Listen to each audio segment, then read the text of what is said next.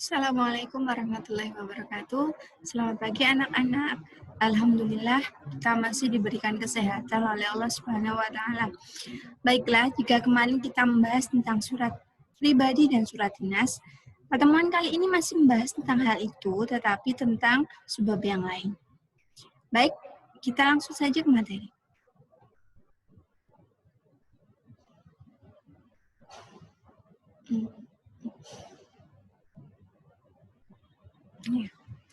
Surat pribadi dan surat dinas bagian kedua. Nah, untuk tujuan pembelajaran kita pada pertemuan kali ini, yang pertama adalah siswa dapat menyimpulkan isi surat dinas dan surat pribadi. Jadi nanti setelah belajar ini, kalian diharapkan bisa menyimpulkan isi surat dinas dan surat pribadi yang kalian baca. Yang kedua, siswa dapat menentukan struktur surat dinas dan surat pribadi. Jadi setelah belajar ini, kalian harus bisa menentukan surat dinas dan surat pribadi itu strukturnya apa saja. Yang ketiga, siswa dapat menentukan kaidah kebahasaan surat dinas dan surat pribadi. Dan yang keempat, diharapkan kalian dapat menyusun surat dinas dan surat pribadi. Kita langsung ke nomor 1. Simpulan isi surat pribadi dan surat dinas. Simpulan isi dari surat pribadi dan surat dinas bisa diperoleh dengan membaca surat terlebih dahulu. Jadi, simpulan bisa diperoleh jika kalian pertama dalam membacanya dengan seksama.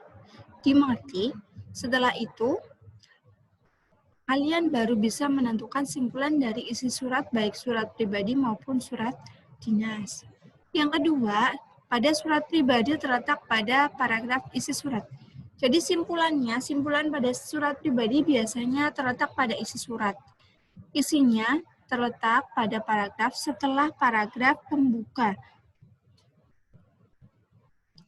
Pada surat dinas, simpulan terletak pada isi juga. Bagian isi itu biasanya berisi tentang tanggal, tempat, waktu, dan sebagainya.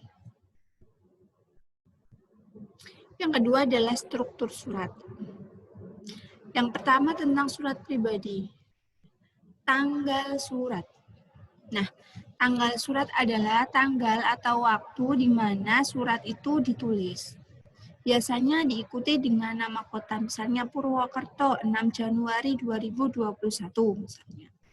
Yang kedua adalah alamat surat. Alamat surat itu berarti alamat tujuan surat. Jadi yang ditunjuk itu siapa? Misalnya Fani Elisa,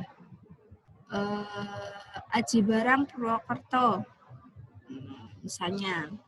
Nomor 3, salam pembuka. Kalau misalnya salam pembuka biasanya hai sahabatku, atau mungkin Assalamualaikum bagi yang muslim. Nah, yang keempat adalah isi surat. Isi surat terdiri dari 3 bagian. Yang pertama pembukaan, pendahuluan, biasanya untuk menanyakan kabar dari orang yang dikirimi surat. Yang kedua adalah isi. Isi itu berarti tujuan penulisan surat itu apa? Apakah menyampaikan terima kasih, apakah menceritakan kehidupan pribadi, atau mungkin mengucapkan selamat atas kelahiran anak, atau mungkin hal yang lainnya. Yang ketiga adalah penutup. Penutup itu biasanya akhiran. Dan yang kelima adalah salam penutup. Jadi kalau salam pembukanya Assalamualaikum, berarti nanti salam penutupnya wassalamualaikum. Nanti kalau salam pembukanya hai sahabatku, mungkin nanti bawahnya sampai jumpa lagi, dan seterusnya. Dan nomor 6 adalah pengirim. Pengirim itu berarti yang menuliskan surat itu siapa. Nah, ini contohnya. Ini adalah salah satu contoh surat pribadi, sebentar. Dilihat Kota Raja 21 Maret 2007 ini disebut dengan tanggal surat ya. Saya gunakan ini saja. Ini adalah tanggal surat ya. Jadi waktu atau tanggal di mana surat ditulis. Ini alamat suratnya. Jadi ternyata untuk sahabatnya namanya Rina Damayanti, rumahnya di Kota Raja. Salam persahabatan berarti ini salam pembukanya. Ini salam penutupnya. Nah, ini isinya. Jadi isinya ada 3 paragraf. Ini pembuka, ini isi, dan ini penutup. Ini pengirimnya. Jadi ternyata sahabatnya Marina Pertiwi itu namanya Rina Damayanti. Jelas ya? Sekarang kita masuk ke struktur surat dinas. Nah, pada surat dinas ada beberapa, ini bagiannya lebih banyak daripada surat pribadi karena ini sifatnya resmi kedinasan. Pada surat pribadi, bagian yang pertama paling atas adalah kepala surat atau kop surat ini. Biasanya mencantumkan tentang nama instansi atau lembaga, misalnya SMP Negeri 3 Sawit, Dinas Pendidikan Kabupaten Boyolali, dan seterusnya. Dan biasanya di sebelah kiri di sini ada logonya, logo instansi. Yang kedua adalah tanggal surat. Tanggal suratnya di sini. Yang ketiga nomor surat. Keempat sifat surat. Yang kelima lampiran. Lampiran biasanya kalau ada dilampiri dokumentasi atau mungkin hal-hal yang perlu diisi dan sebagainya, itu biasanya berisi tentang 3 lembar atau 3 bundel atau mungkin 2 lembar seperti itu. Dan yang keenam adalah hal, misalnya undangan rapat pleno. Nah, yang nomor 7 alamat dalam. Alamat dalam itu misalnya yang terhormat orang tua wali murid kelas 7A SMP Negeri 3 Sawit misalnya. Jadi alamat dalam itu alamat yang terletak di surat. Kalau alamat luar itu yang terletak di amplop suratnya. Nomor 8, kalimat pembuka. Kalimat pembuka biasanya ini dengan hormat. Jadi pada surat dinas kalimat salam pembuka. Kalimat pembukanya itu lebih formal atau lebih baku ya. Yang ke-9 adalah isi surat. Isi surat itu biasanya mencakup tentang hari, tanggal, waktu, acara, dan seterusnya. Yang ke-10 adalah kalimat penutup. Jadi kalau ada kalimat pembuka juga ada kalimat penutup seperti itu ya. Yang ke-11 nama jabatan, misalnya kepala sekolah. Nama tanda tangannya ini nama terang, di bawahnya ada NIP atau nomor induk pegawai. Lalu dicap. Dan nomor 13 adalah tembusan. Tembusan itu berarti pihak-pihak terkait yang semestinya tahu surat itu beredar atau surat itu keluar. Misalnya kalau di sini SMP Negeri 3 Sawit misalnya, maka tembusannya misalnya di sini Komite Sekolah SMP Negeri 3 Sawit, misalnya seperti itu. Nah, ini contoh surat dinas. Nomor 1 ini kopnya. Jadi namanya kop surat ya. Nah, ini kop suratnya. Pemerintah Kabupaten Banyumas berarti logonya adalah logo Kabupaten Banyumas. Ini tanggal suratnya. Di sini nomor. Ini halnya undangan, hal atau perihal. Ini alamatnya. Jadi surat itu biasanya berbeda-beda. Ada yang semi box, yang sudah belajar seperti ada yang semi block, still ada block, still ada yang rata kiri semua. Ada yang rata kanan kiri atau mungkin berbagai jenis surat atau berbagai tipe surat ya. Kalau di sini suratnya itu alamatnya berada di sebelah kanan di bawah tanggal. Kadang-kadang ada di sebelah kiri di bawah hal atau lampiran juga bisa. Nah, selanjutnya dengan hormat ini adalah ini salam. Ini kalimat pembuka, ini isinya ya. Dan ini kalimat penutup. Ini nama jabatannya kepala sekolah ya. Ini nama kepala sekolahnya dan ini NIP-nya. Ini tanda tangan. Ya. Begitu. Ini adalah struktur surat dinas. Yang ketiga adalah kebahasaan surat pribadi dan surat dinas.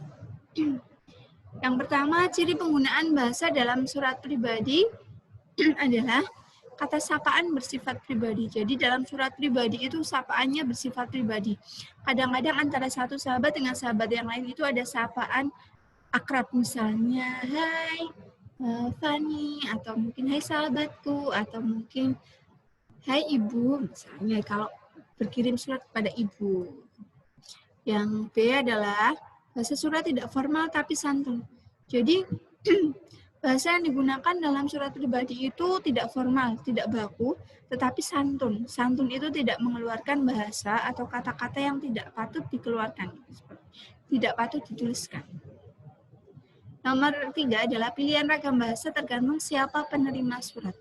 Jadi ini bahasanya tergantung siapa yang menerima. Jika misalnya kepada sahabat atau teman, berarti bahasanya lebih santai, mungkin menggunakan bahasa gaul seperti itu, tapi tetap sopan seperti itu. Nah, tapi jika yang dikirimi surat adalah orang yang lebih tua, misalnya orang tua, saudara, kakak, itu biasanya menggunakan kalimat-kalimat yang lebih santun atau lebih menuakan seperti itu. Yang keempat, menggunakan sapaan. Jadi misalnya, hai Bu atau hai kakak. Nomor 5, menggunakan kata ganti orang pertama dan kedua. Jadi kata ganti orang pertama itu saya, aku, beta, daku. Nah, sedangkan orang kedua itu kamu, engkau, ibu, bapak, dan seterusnya. Sedangkan pada surat dinas, penggunaan bahasanya itu menggunakan pilihan kata sapaan-sapaan bersifat formal dan menggunakan ragam bahasa baku. Jadi karena ini sifatnya formal, kedinasan, jadi menggunakan ragam bahasa baku. Berbeda dengan surat pribadi. Selanjutnya adalah ketepatan kebahasaan dalam penulisan surat. 1. Penggunaan tanda baca dalam surat. Tanda titik. Bisa kalian buka di ketepatan kebahasaan dalam penulisan surat. Ya. Tanda titik ini digunakan untuk menandai akhir kalimat berita, misalnya hari ini atau kemarin saya mendapatkan ranking pertama titik. Nah, itu berarti mengakhiri sebuah kalimat berita. Yang kedua, menuliskan singkatan, misalnya Dr. Andes Sutanto, misalnya berarti tulisannya D besar, R kecil, S kecil, titik, Sutanto. Itu namanya fungsi titik untuk menuliskan singkatan. Nama, misalnya Fani, titik. Nah, yang selanjutnya adalah gelar. Gelar tadi, gelar itu berarti misalnya DRS, SPD, dan seterusnya. Kalau singkatan itu biasanya Muhyamin atau YTH, titik. Nah, yang kelima adalah angka-angka, misalnya pukul 1.30. Nah, artinya pukul 1 lebih 30 menit. Yang kedua adalah tanda koma. Tanda koma banyak fungsinya seperti itu. Yang pertama misalnya digunakan di antara unsur-unsur dalam suatu pemerincian.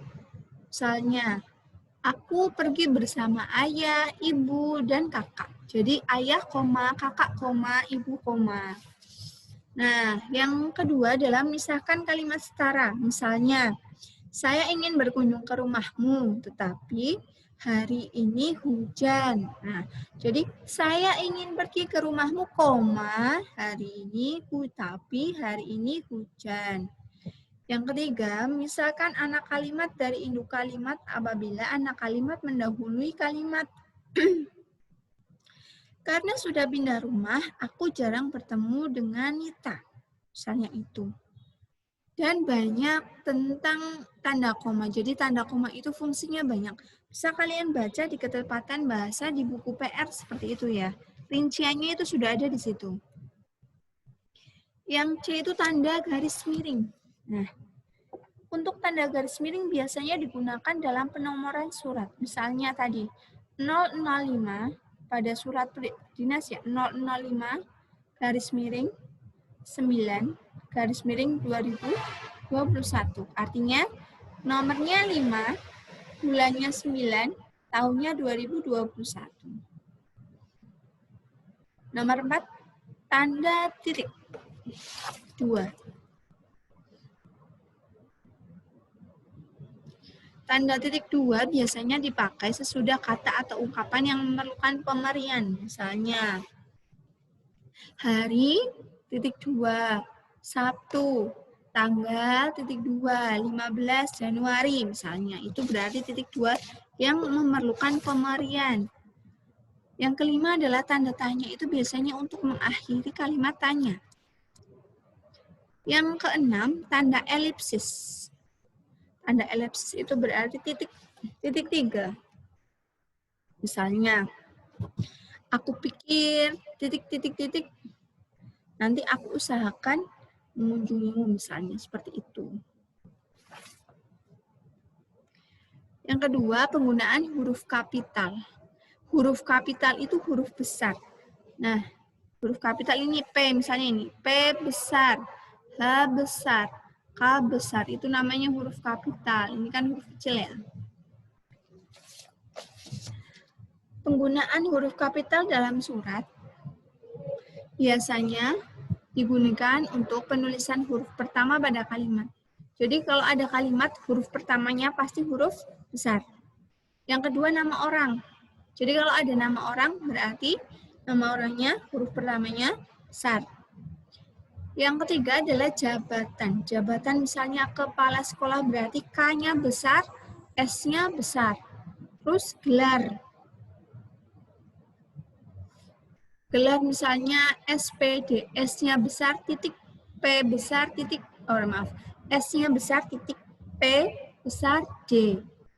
Pangkat bulan, biasanya kalau Januari berarti J-nya besar, Februari F-nya besar, Maret M-nya besar. Lembaga pemerintahan misalnya SMP Negeri 3 besar, 3 sawit itu menggunakan huruf kapital. Yang ketiga adalah penggunaan kata baku. Kata baku adalah kata yang sesuai dengan pedoman atau kaidah bahasa yang telah ditentukan. Kata baku itu biasanya ada di Kamus Besar Bahasa Indonesia. Misalnya, kalau kata bakunya tidak, berarti kata tidak bakunya itu enggak. Misalnya, dalam surat pribadi, bunyinya seperti ini. Aku enggak bisa datang ke rumahmu. Sedangkan, jika dalam surat dinas itu menggunakan kalimat tidak dapat menghadiri undangan karena sakit misalnya. Yang kedua, contoh yang kedua misalnya.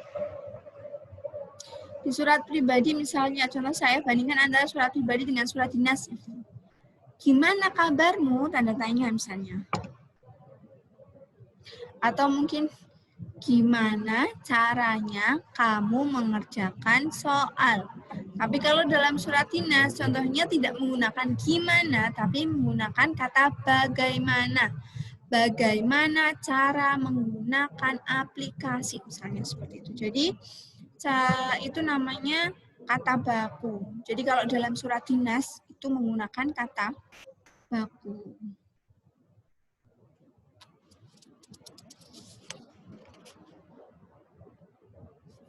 Ya, kita langsung lanjut ya. Jadi kalau kata tidak baku biasanya digunakan dalam surat pribadi, sedangkan surat dinas menggunakan kata-kata baku formal. Ya, penulisan surat pribadi dan surat dinas.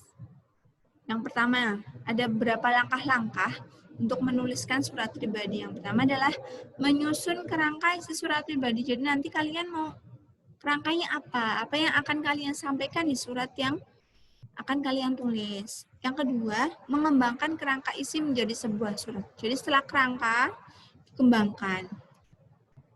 Yang ketiga, menggunakan ragam bahasa akrab tadi. Ragam bahasa akrab berarti cenderung tidak baku dan tidak formal. Yang keempat, menggunakan ejaan dan tanda baca yang tepat. Ejaan dan tanda baca yang tepat. Ini meminimalisir munculnya resiko salah paham. Ya, salah paham. Jadi menggunakan tanda baca dan ejaan yang tepat. Tentunya dengan menggunakan tulisan yang rapi. Jika tulisannya tidak jelas, maka susah untuk dimengerti dan dibaca. Yang kedua adalah surat dinas. Langkah-langkah untuk menuliskan surat dinas yaitu menentukan kepala surat sesuai instansi. Jadi kepala surat itu disesuaikan dengan instansi yang mengedarkan atau mengeluarkan surat dinas. Yang kedua, mencantumkan tanggal pembuatan surat. Mencantumkan tanggal pembuatan surat. Jadi kapan surat itu dibuat, nomornya berapa, halnya apa, itu alamatnya itu ditujukan ke siapa. Yang ketiga, menuliskan isi surat dengan jelas, singkat, lengkap, dan sopan. Jadi berbeda dengan surat pribadi, di surat dinas ini harus menggunakan kata-kata yang jelas, singkat, lengkap, dan sopan. Tidak bertele-tele, tidak terlalu banyak kata-kata yang tidak efektif. Tidak. Nomor 4, mencantumkan identitas lengkap pengirim surat. Jadi identitas pengirim surat itu harus lengkap. Yang kelima, menggunakan ragam bahasa baku. Jadi kalau tadi nomor 4 itu menggunakan ejaan dan tanda ragam bahasa akrab kalau dalam surat pribadi, kalau menggunakan surat dinas itu menggunakan ragam bahasa baku. Yang keenam, menggunakan ejaan dan tanda baca yang tepat. Tadi sama ya? Menggunakan ejaan dan tanda baca yang tepat untuk meminimalisir adanya salah paham atau salah persepsi bagi penerima surat seperti itu. Terima kasih, sekian penjelasan saya ya.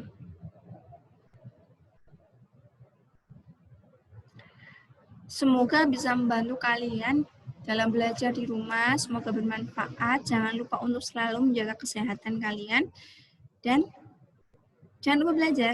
Terima kasih. Wassalamualaikum warahmatullahi wabarakatuh.